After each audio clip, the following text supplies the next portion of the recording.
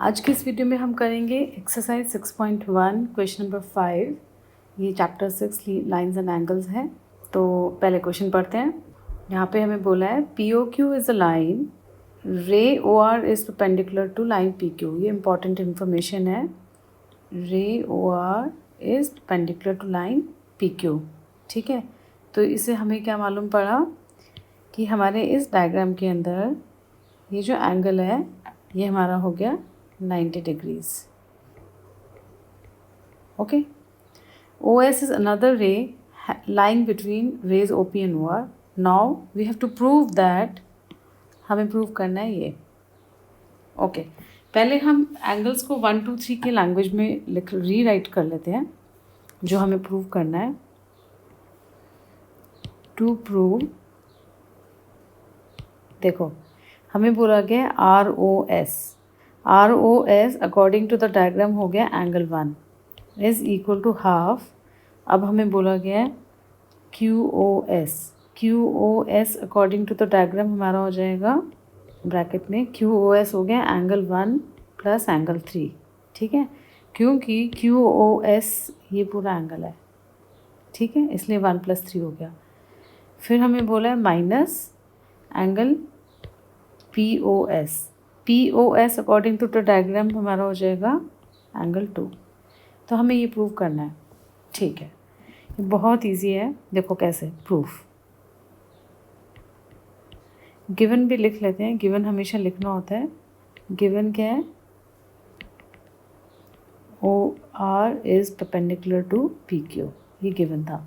Okay, चलो अब हमें पता चला कि एक तो angle 3 is equal to 90 degrees, ये हमें पता चल गया because OR is perpendicular to PQ। दूसरा हमें ये भी पता चला angle 1 plus angle 2 is equal to 90 degrees, ये भी हमें इसी बात से पता चला है। अब ये देखो, अगर एंगल 3 भी 90 डिग्री है और 1 + 2 भी 90 डिग्री है तो हम लिख सकते हैं angle 3 is equal to angle 1 plus angle 2। ठीक है, ये कैसे आया? From 1 and 2, from 1 and 2। अब देखो यहाँ तक तो क्लियर है आपको, बहुत इजी है। अब आगे का तो इससे भी ज़्यादा इजी है। कैसे? हम इससे शुरू करेंगे। ये जो हमें दिया हुआ है ना, हम यहाँ से शुरू करते हैं। ये हमारे लिए क्लू है कि हमें करना क्या है। तो हम इसमें क्या करेंगे, हम राइट हैंड साइड को देखते हैं, ये वाला पार्ट इससे करते हैं। ठीक है, यहाँ पे देखो हमारे पास क्या है 1 + 3।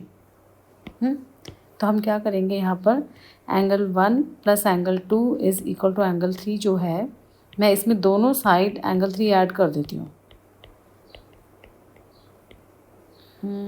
इसको ऐसे लिखती हूँ, angle 1 plus angle 2 is equal to angle 3 है। तो हम दोनों साइड एंगल 3 ऐड कर रहे हैं। क्यों एंगल 3 ऐड किया? क्योंकि मुझे यहाँ पे एंगल 3 चाहिए, यहाँ पे एंगल 3 चाहिए 1 के साथ। बट अब हमें ये 2 तो चाहिए नहीं है इधर, हमें तो है माइनस एंगल 2 चाहिए। तो हम क्या करेंगे, इस एंगल 2 को इधर की साइड ले जाते हैं।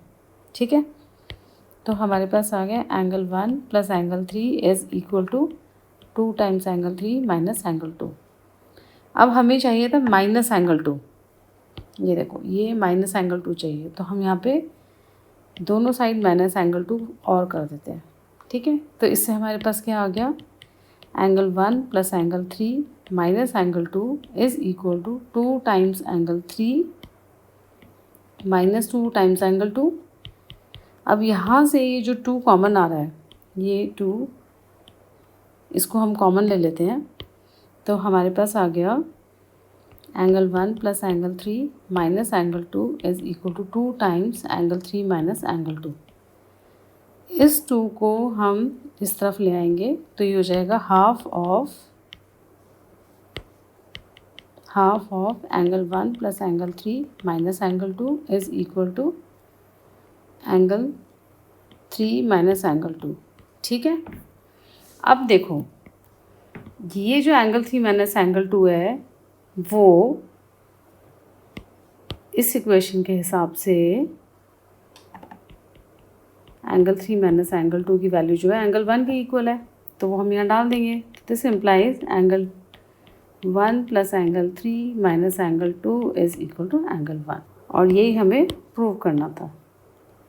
तो बेसिकली हमने कुछ भी नहीं किया है, ज्योमेट्रिकली हमने एक ही बात को यूज़ किया है कि 90 डिग्री से हमें लाइन परपेंडिकुलर है तो 90 डिग्री मिला। उसके बाद जो हमें प्रूव करना था उसी को हमने अपना हिंट माना और उसके हिसाब से अपनी कन्वीनियंस के हिसाब से हमने ऐड एंड सब्ट्रैक्ट करते गए एंड टर्म्स को शिफ्ट किया, ठीक है, और हमारा आंसर आ गया। ठीक है, कोई भी डाउट है तो आप पूछ सकते हो। So see you in the next video now.